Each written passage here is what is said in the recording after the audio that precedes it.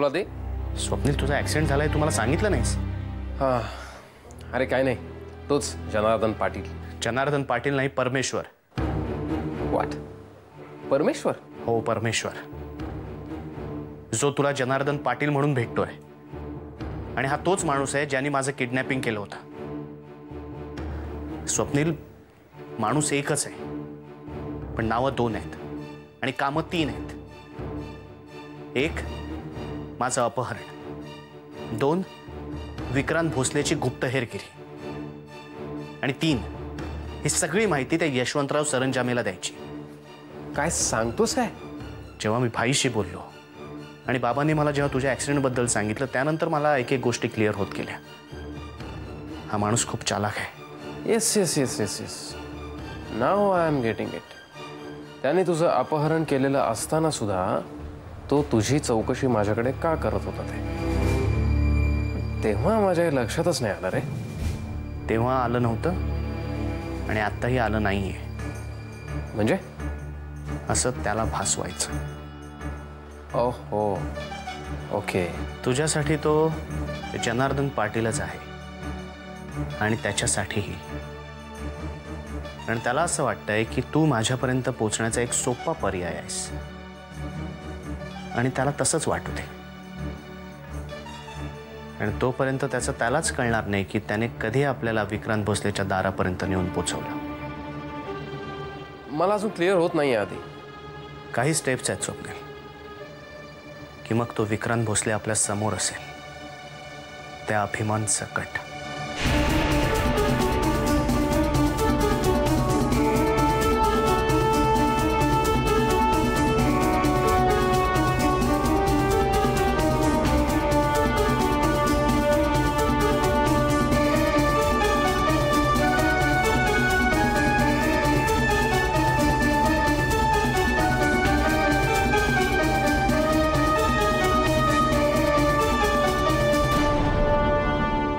Okay, right. पण स्वप्नील, हे काम एकट्याने करण्याचं नाहीये, कारण हे काम वाटतंय तितकं सोपं नाहीये. तू एक काम कर, तू भाईला फोन कर. मी भाईशी सगळं बोललोय. आता हा परमेश्वरच आपल्याला रस्ता दाखवेल. आधी take care. Bye. Take care.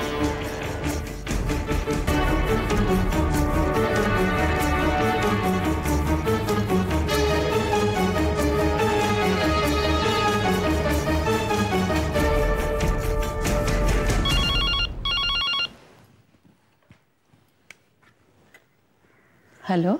नमस्कार, मी दीनानाथ शास्त्री बोलतोय. बोला बाबा. आपल्याशी बोलण्याचा आजपर्यंत फारसा प्रसंग आला नाही, पण परिस्थितीमुळे काही गोष्टी आपल्याला सांगाव्याशा वाटत आहेत. का? काय झालं? आदिनाथ नुकताच घरी येऊन गेला. शास्त्री कुटुंबावर कोणता प्रसंग ओढवला आहे याची आपल्याला कल्पना आहेच. आणि म्हणून आदिनाथनं एक धाडसी पाऊल उचलण्याचा निर्णय घेतलेला आहे. त्यासाठी त्यांनी काही गोष्टी सुचवल्या आहेत. कोणत्या गोष्टी? सांगतो, पण त्याआधी मला तुम्हाला एक घटना सांगावीशी वाटतेय. कोणत्या? आदिनाथ ज्या दिवशी घरी आला तेव्हापासूनच त्याच्यापर्यंत पोचणाऱ्यांचे प्रयत्न सुरू झाले आणि त्याची झळ त्याच्या आप्तस्वकीयांना पोचणं हे स्वाभाविक आहे. कुणी काही केलं तर नाही ना? आदिनाथच्या मित्राचा, स्वप्नीलचा एका अज्ञात इसमानं अपघात घडवून आणण्याचा प्रयत्न केला. सुदैवानं स्वप्नीलला फारसं काही लागलेलं नाही, पण म्हणून आम्ही पूर्ण विचारांती एक निर्णय घेतलेला आहे, तो असा की या प्रसंगांमध्ये शास्त्री कुटुंबाशी संबंधित सर्वजण जर एकत्र राहिलो तर या प्रसंगांना आपण समर्थपणे तोंड देऊ शकू. आपल्या माणसांसाठी आधी खूप हळवा आहे, साधा आहे. मला असं वाटतं आपल्यापासून कोणाला त्रास होऊ नये म्हणून हा निर्णय घेतला असावा त्याने, असं मला तरी जाणवतंय. बाबा, माझी काहीच हरकत नाही, पण पूनमच्या मनामध्ये शुभ्राविषयीची जी आढी आहे त्यामुळे ती तिथे यायला तयार होईल असं मला नाही वाटत. तुमच्या भावना समजू शकतो मी, पण ही वेळ भावना बाजूला ठेवून येणाऱ्या प्रसंगांना चोख प्रत्युत्तर देण्याची आहे. आणि आपण जर संघटित असलो तर येणाऱ्या प्रसंगांना आपण समर्थपणे तोंड देऊ शकू, नाही का? बरोबर आहे बाबा तुमचं. मी पूनम आली की तिच्याशी बोलते आणि मग तुम्हाला कळवते. ठीक आहे? ठीक आहे. तुम्ही योग्य निर्णय घ्याल अशी मला खात्री वाटते. कुठलीही गरज पडली तरी निसंकोचपणे फोन करा. हो. ठेवतो फोन. बरं.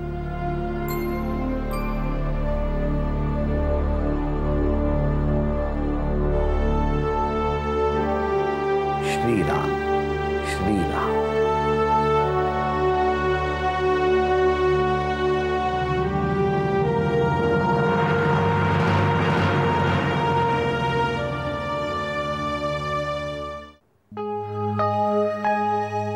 आधीचा फोन आला होता स्वप्नील.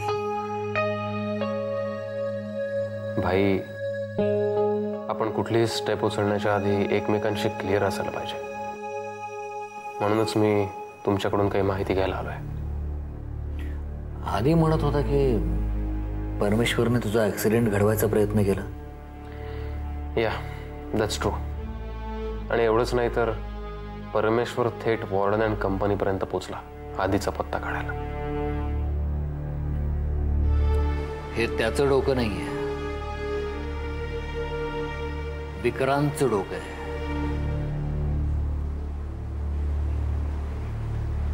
तुला काय वाटतं स्वप्नील? हा सगळा प्लॅन परमेश्वरचा आहे? या सगळ्या मागं एक खूप मोठी यंत्रणा आहे आणि त्या यंत्रणेचं नाव आहे यशवंतराव सरंजामे. यांच्याबद्दल मला आधी कोणीच काही बोललो नव्हतं आणि बोलणारही नाही. आणि आपणही बोलायचं नाही. या यशवंतराव सरंजामेंचं नाव जगासमोर अशा पद्धतीने यायला हवं की ते कसं आलं याचा सुगावाही कोणाला लागू नये. स्वप्नील, हे सगळं करत असताना आपल्याला खूप काळजी घ्यावी लागेल. भाई, विक्रांत आणि मिस्टर सरंजामे एकमेकांच्या कॉन्टॅक्टमध्ये असतात. जगासाठी जरी यशवंतराव सरंजामेंचा मुलगा हरवला असला ना, तरी मला खात्री आहे विक्रांत आणि परमेश्वर कडून त्याची चोख व्यवस्था ठेवली जात असणार आहे. मग आपण काय करायचं? तेच जे तो करतो.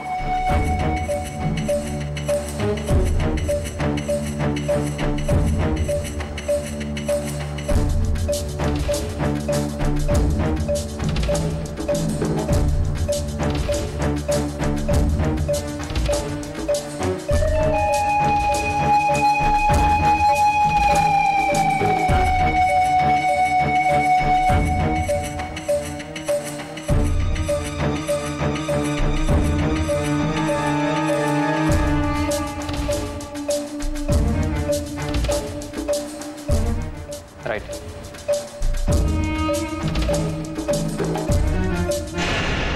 मालक, मी विष्णू बोलतोय. अरे विष्णू, कसा आहेस रे बाळा? मी बरा आहे मालक. मालक, वाड्यावरचा फोन बंद पडलाय, ते तुम्हाला सांगायचं होतं म्हणून फोन केला. नाहीतर तुम्ही फोन कराल आणि काळजी करत बसाल विष्णू का फोन उचलत नाही म्हणून. तरीच मी फोन करत होतो, पण कोणीच उचलत नव्हतं. हा बरं मालक, आधीचं काही कळलं का? आदिनाथ सुखरूप घरी परत आलाय. हा, तेच कळवायला तुला फोन करत होतो. चला बरं झालं. असो, वाड्याची काय खबर बात? सोपान काका कसे आहेत? त्यांचं काय सांगू मालक, त्यांनी डोकं फिरून घेतलंय. अहो, फोन बंद पडलाय ना, फोन फोडायला निघाले होते. काय सांगू मालक, मला सारखं विचारतात, फोन बंद पडला म्हणजे नेमकं काय झालं ते सांग, फोन बंद पडला म्हणजे नेमकं काय झालं ते सांग, तूच काहीतरी केलं असशील. आता काय काय सांगू मालक मी त्यांना. तक्रार नोंदव, होईल सुरू. बर विष्णू, आणखीन एक महत्वाचं, वाड्यावर जर कोणी आदिनाथची चौकशी करायला आलं तर काहीही माहित नाही असं सांग. बर बर. आणि तसंच काही वाटलं तर मला फोन कर लगेच. हो हो हो हो मालक, तसंच काय असलं तर मी लगेच फोन करीन. आणि आपला फोन सुरू झाला की लगेच कळवीन पण तुम्हाला. बर मालक, तुम्ही वाड्यावर कधी येणार आहात? तुमच्याशिवाय वाडा खायला उठतो मला. येणार आहे बाळा, लवकरच येणार आहे. बरं, आता ठेवतो मालक. तिकडे वाड्यावर सोपान आजोबा एकटेच आहेत आणि आपला फोन पण एकटाच आहे. ठेवू मालक? ठीक आहे. श्रीराम. बर. अरे देवा.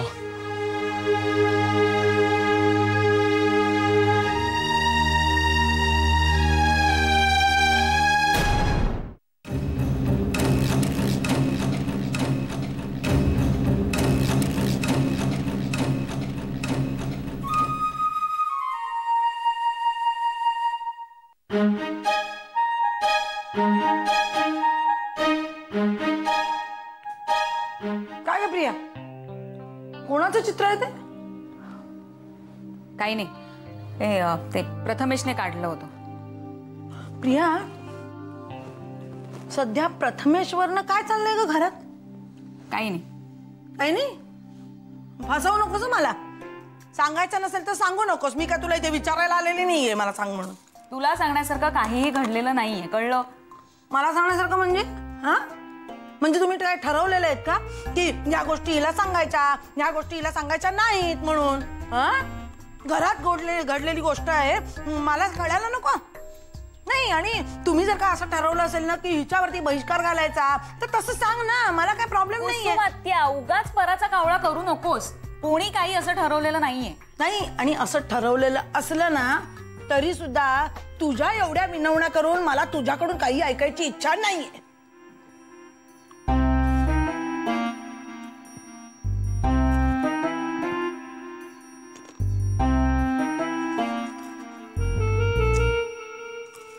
बरं ऐक, मी आणि शुभ्रा प्रथमेशचं स्विमिंग बघायला स्विमिंग पूलवर जाणार होतो. अगं, तिला कशाला घेऊन गेलीस तू? जाऊ दे बाई, मी कशाला बोलते, तुम्हाला राग येतो अगदी एवढा? पुढे सांग, स्विमिंग पूलवरती काय झालं ते सांग. काही नाही, प्रथमेश पाण्यात उतरायला तयार नव्हता. त्याला कसली तरी भीती वाटत होती. बघ, मला वाटलंच तुम्ही तिला घेऊन गेला होतात ना, म्हणून हे सगळं घडतंय. मी तुला सांगत कुसुमात्या, एक गोष्ट सांगायला ना मला खूप वाईट वाटतंय की शुभ्रा माझ्याबरोबर आलीच नव्हती. मी एकटीच गेले होते. हो, मला माहिती होतं या सगळ्याचा खापर तू तिच्यावर फोडणार. काही खापर बिपर फोडत नाहीये. मला जे वाटलं ना ते मी बोलले. पण हे चित्र कोणाचं आहे डोळ्याचं? माहित नाही. माहित नाही, माहित नाही असं म्हटल्यानंतर बरं असतं. उत्तर देणं सोयीस्करपणे टाळता येतं. कसलीही उत्तरं मी टाळत नाहीये कुसुमात्या. आणि तू का ग विचारतेस हे सगळं? मी विचारत नाहीये हा. आणि तुला विचारण्याची काही एक गरज नाही. घरात काही दुसरी माणसं नाही आहेत का विचारायला? हा, मी कशाला विचारेन? मला काय करायचंय? उगाच आरडाओरडा नको ग करूस. घरात कोणी काही सांगत नाहीये कारण कुणाला काही माहितीच नाहीये. हे डोळे कुणाचे आहेत हेच शोधण्याचा आम्ही सगळेजण प्रयत्न करतो. आता आणखीन काय हवंय तुला? बघू.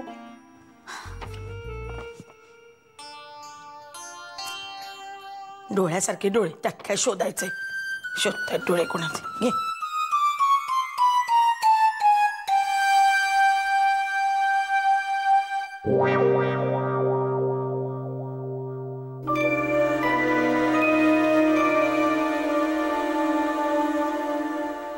हॅलो मामा, मी आधी बोलतोय.